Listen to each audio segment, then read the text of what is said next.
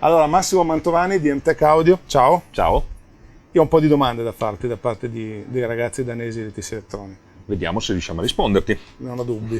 Questa direi che è il cuore Questa è la della scheda macchina in madre. questione. Ok.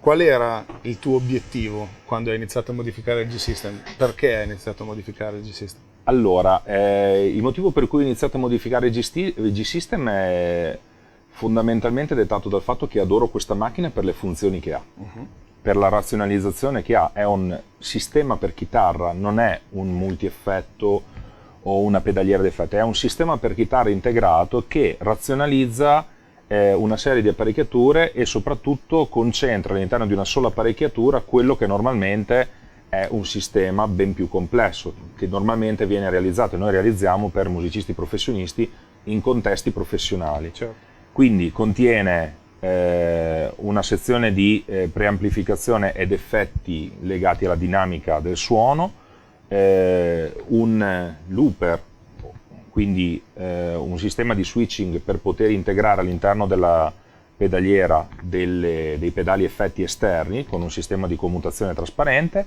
un secondo multi-effetto, diciamo così, più canonico che contiene tutti gli effetti del caso con la qualità che contraddistingue TC Electronic, e un controller per gestire in tempo reale tutti questi effetti che è estremamente pratico. A me questo oggetto, quando l'ho visto la prima volta a una fiera a Francoforte, mi ha entusiasmato perché lo ritenevo veramente l'uovo di Colombo.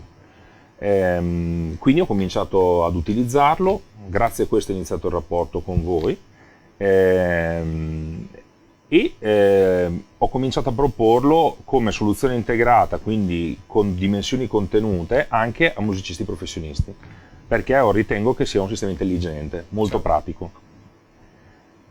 Una volta iniziato il lavoro con questi musicisti abbiamo cominciato ad avere dei feedback nell'utilizzo di questa apparecchiatura che evidenziavano alcune problematiche, diciamo così, più o meno importanti. Molte di queste problematiche in realtà erano nell'utilizzo e nella comprensione dell'utilizzo della macchina all'interno del proprio sistema. È un sistema complesso. È un sistema complesso, un po' più articolato, andrebbe spesso letto il manuale prima di cominciare a utilizzare le apparecchiature. Non entriamo in questo territorio. Perché molte delle risposte sono contenute all'interno dei manuali e nonostante questo comunque c'erano alcuni problemi di utilizzo da parte dell'utente finale. Altri problemi invece sono stati notati all'interno della, diciamo così, qualità sonora dell'apparecchio. In particolare nella capacità di riprodurre fedelmente le dinamiche e le sensazioni che si hanno normalmente suonando con chitarra e amplificatore. Certo. Premetto che queste differenze e queste particolari condizioni si sono venute a notare in sistemi in cui erano presenti all'interno della catena degli oggetti di qualità particolarmente elevata, perché in altri contesti questo tipo di alterazione della sonorità era assolutamente trascurabile. Però questo c'è. Quindi dipende dalla chimica, da come è composto il Dipende setup. dall'equilibrio del Certo. setup, che è sempre variabile e non sempre così stabile.